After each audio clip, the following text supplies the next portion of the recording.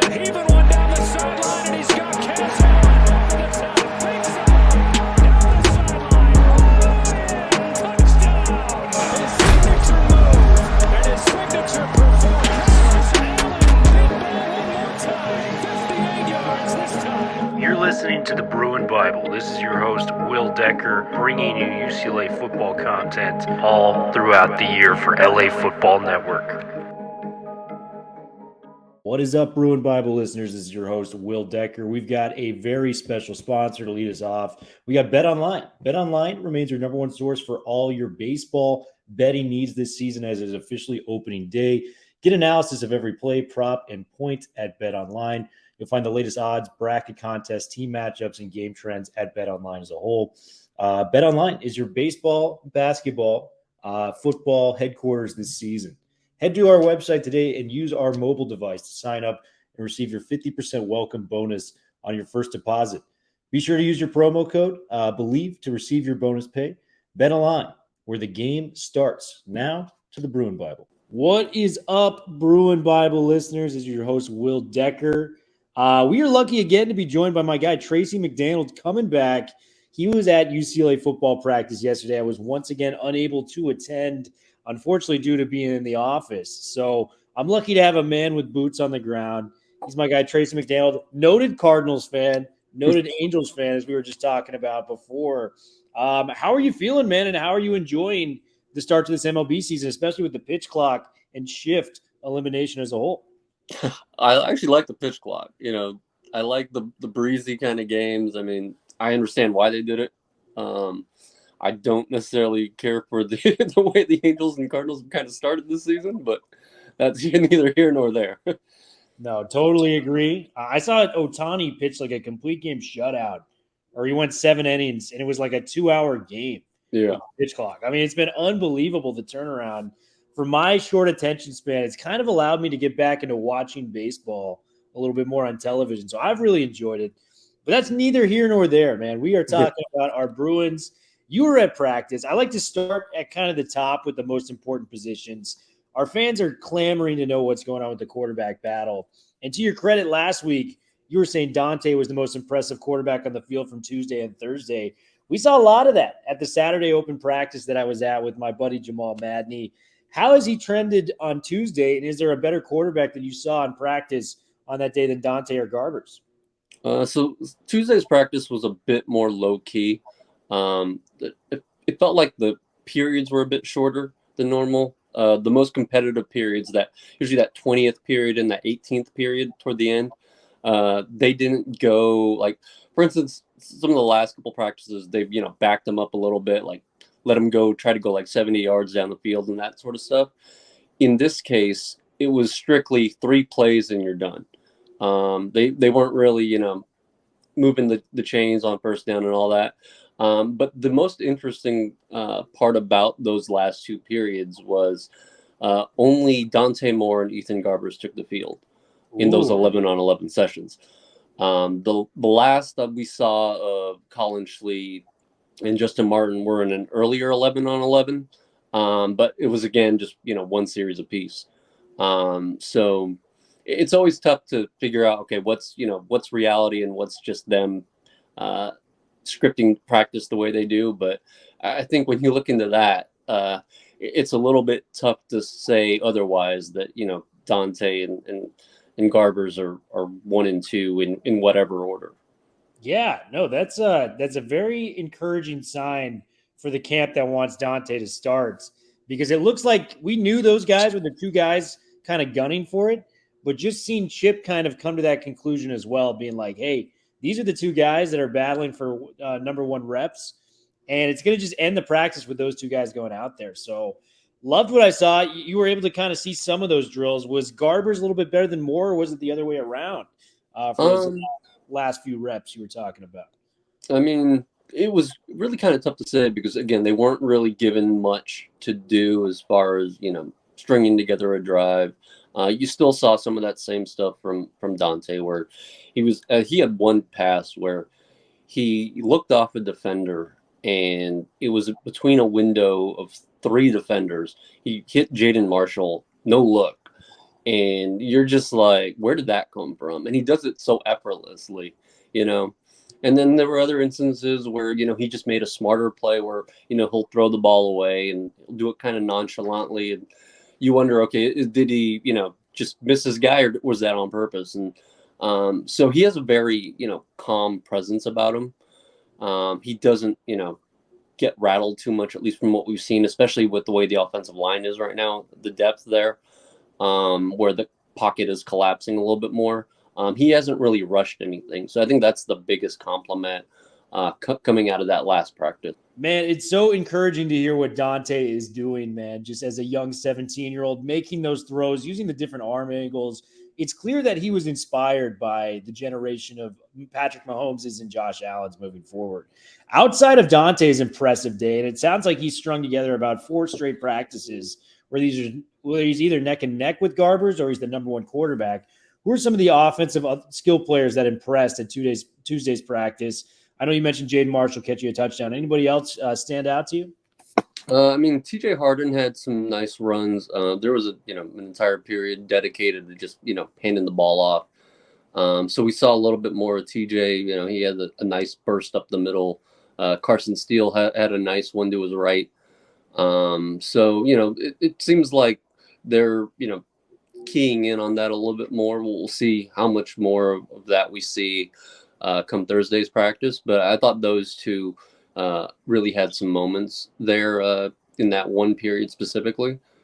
From a receiver standpoint, it was pretty much, you know, as has been the rest of the camp so far. You know, Kyle Ford and J. Michael Sturdivant, you know, doing their usual thing. So nobody really, you know, knew that jumped out. But I mean, again, it was more of a low-key practice anyway, where you didn't get those reps that were as competitive with the defense.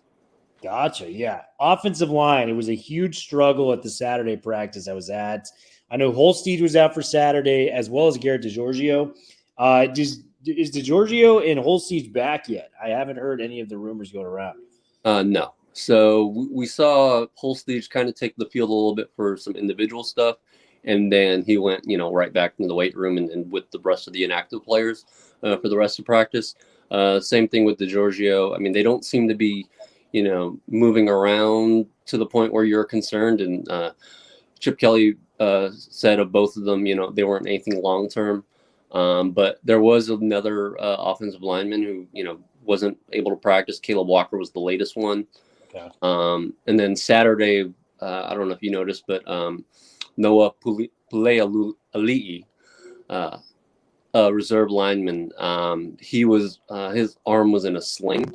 I did ask about him. I don't know if Chip just did a, you know, kind of broad, no long-term injury type of answer for all three, but we'll see if we see him at all, because I did not spot Noah at all on the field on Tuesday. So yeah, those remain to be seen, but it's just an offensive line that, you know, they're only going 2 deep at best, and that's kind of generous right now. So you wonder how much fatigue, and you also wonder if that played into some of the shorter periods that we saw on Tuesday. So yeah, that whole situation with the offensive line is one of those developing stories. It's probably one of the bigger ones of camp right now if they don't get any of those guys back.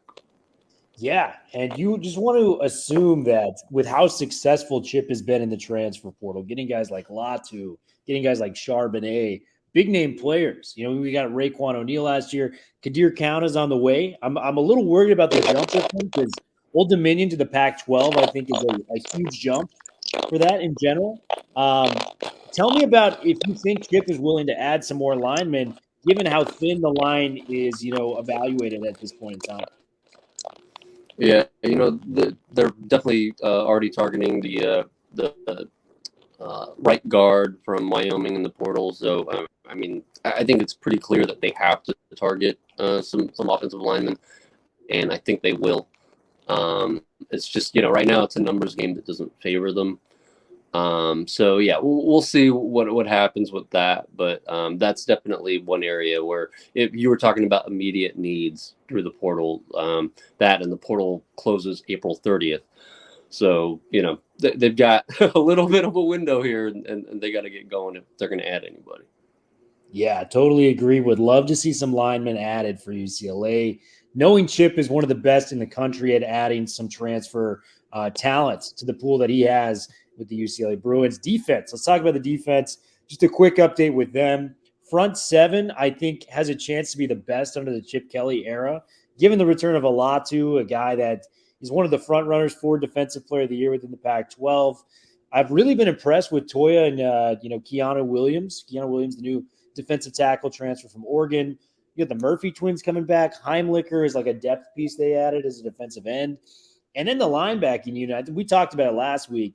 Oladejo has been a huge standout in camp so far. And the guy that I think is not being talked about enough, I think Darius Muasau has a chance to be an all Pac-12 linebacker. He's been one of the fastest players on the defensive side of the football in terms of locating the football, making the plays. And, he's picked off passes in practice. He's had tackles for a loss in practice. He's calling out plays in practice. Like, this guy's doing it everything. And you can see just the jump from year one to year two in this Ken Norton linebacking system. Give me your take on the front seven in case if I missed anybody. But I'm really high on these guys and think they could be really special. Yeah, I mean, it's been a very disruptive group. I think that's fair to say through the first 3+ weeks. And I think the big thing you're going to see is if they can put constant pressure on opposing quarterbacks, you're going to, the defensive backs are going to be helped out by that. Because if, you got an opposing quarterback who's under pressure on the run or anything like that, they're more susceptible to make mistakes as opposed to having all kinds of time to, pick apart the secondary. So I think that's why you saw, a guy like Latu come in and do as well as he did, because they really made pass rush a focal point last year. And I think you're seeing that even more now with, guys like Keanu Williams helping out in the interior. And then a guy like Oladejo, kind of solidifying that middle with Darius. And I think you're going to see an even more formidable middle of the defense there, where it's not just, Darius having to do a little bit more than you'd probably like. You're going to have somebody who, racked up 91 tackles at Cal last year, who can hold his own and as well as be an imposing presence there in the middle. Love it, man. Any secondary notes? Anyone stand out from Tuesday's day of practice from the secondary? I think, again, it's kind of tough because those periods of practice were a little bit tougher to judge, but you are seeing them stay with the receivers a little bit more. And I think it goes back to what I was saying about, the front being so disruptive. I've been really impressed with a guy like Isaiah Newcomb. He has a kind of an edge to him. We've seen him now a couple of practices stand toe-to-toe with Kyle Ford, and they've exchanged words and that sort of thing. It's all in good nature and friendly competition. But, just having somebody like that who's, again, got a little bit of edge to him that just adds a little bit of that you need in the secondary to, kind of maybe mess with opposing receivers a little bit more than they did previously. And, he's provided some nice coverage over the last few practices. Devin Kirkwood's had a couple moments here and there where he's recovering from that wrist injury. And if he's fully healthy, then, you figure he's going to be near the starting lineup with the cornerbacks as he was last year. Because right now it's been a 3-man rotation with himself, Jalen Davies, John Humphrey, that we've seen that kind of one alternates between the first and second team. So, they've got some options there.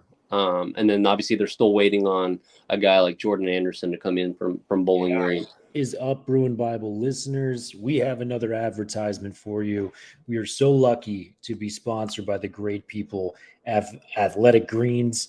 I started taking Athletic Greens specifically because I was lacking energy, lacking focus throughout the day, and needed some special pick-me-up ingredients to make things happen in my life. Athletic Greens has done just that. I've become absolutely addicted to the process.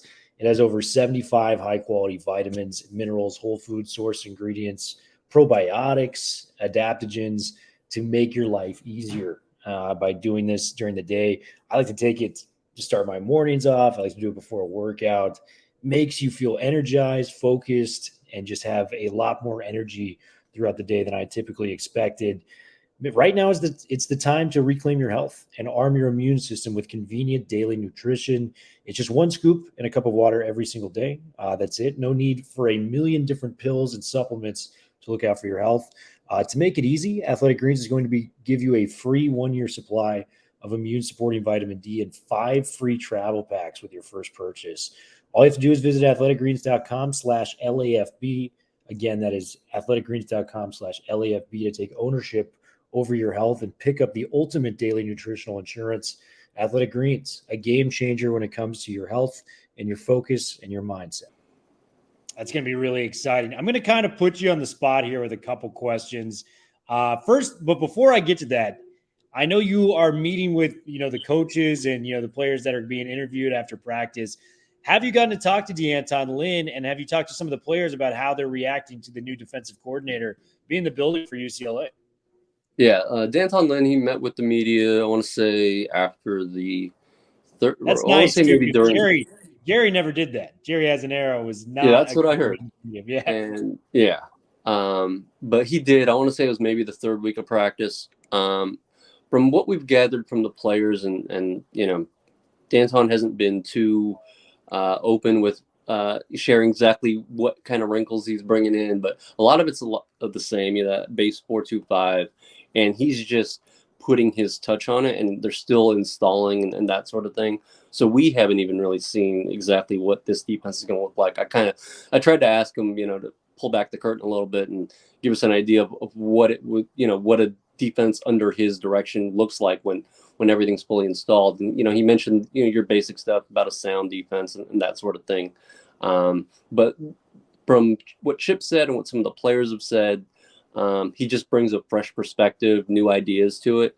I think Kenny Churchwell may have offered the most when he talked about, how far some of the defensive backs were playing off the line last year and how that's maybe going to change a little bit with D'Anton Lynn running the show. So, it'll be really interesting to see how this all takes form and what the on-field product looks like come the opener against Coastal Carolina. Amazing, man. And I'm going to finish off with this 2-part question that I'm excited to get your answer for. One, we're going to repeat what we did last time. 3 players that stood out at spring practice to Mr. Tracy McDannald. And the second question I got for you is 3 storylines that you're most excited for UCLA coming into the season. As far as the standouts, I mean, again, Dante kind of is becoming a regular in that regard. It's just those throws and those instincts I alluded to earlier. I'd say Toya. He's really just like, I don't know if it's helping just with having a guy like Keanu Williams right next to him. And we've also still seen David Magna also next to him for some reps, but it just seems like he's going to up his game to a different level if the defense pressures quarterbacks the way I think they're going to. And then a third, I mean, I'll probably say Devin Kirkwood. Nice. He batted away some passes. Again, he's staying with his man a little bit more than we've seen in the previous couple of practices. And, him and the receivers are kind of going back and forth. So, I think those 3 had a pretty solid start to the week. As far as storylines, I mean, the obvious one is, when a quarterback gets announced, and does that quarterback stick? I think the second part of that is the most important. I think we talked about it the last time where, you could conceivably see Ethan Garber start the season. The question is, will he finish the season? Or does Chip Kelly turn to somebody like Dante Moore from day one? And what will that look like? And what will his leash look like? Should he, struggle or anything like that? And then for the defense, I think the big storyline is, will they get off the field? Third down and also fourth down. I was looking at, some of the numbers over the last back half of the season. Opponents were converting 70% on them on fourth down for the season. And, they just were not afraid to test them if they were within 3 yards. and they didn't have any reason to fear them. So seeing how much pride they take in on that aspect and what Dan Hunlin brings to that, those situational kind of drives and everything like that, I think that'll be a really big focal point. And then I want to give you one that maybe a lot of people aren't really thinking about, but I think something that was kind of apparent when Kazmeir Allen wasn't returning kicks. It's that starting field position. Again, I was looking at some of the numbers, and he was averaging more than 24 yards per return on kick returns. And then when he was missing, I mean, it was down below 19 yards when you were splitting it between Jaden Marshall, Keegan Jones, and then Titus Mokiao-Atimalala. So, those three, again, are going to be in the mix. And we've seen, guys like Carson Steele and J. Michael Sturdivant back there. So, maybe they're still trying to figure out who exactly is going to be back there. But I think that starting field position is going to be really big, especially if you've got a young quarterback. The shorter he has to go, the better, So I think that's one area where, again, you won't really notice it until come the actual games and what it all looks like. But that'll be something to see just how much different it looks now that Kazmeir Allen's not the regular kick returner. Yeah, couldn't have said it better, man. That's a great point. We're going to need some explosive, players on the kick return team. Tracy, great to see you as always, man. You killed it. Really happy to have you on. We're always willing to have you back on if you're interested. Bruin Bible, make sure you're liking, subscribing to LA Football Network, the YouTube channel, our podcast as a whole.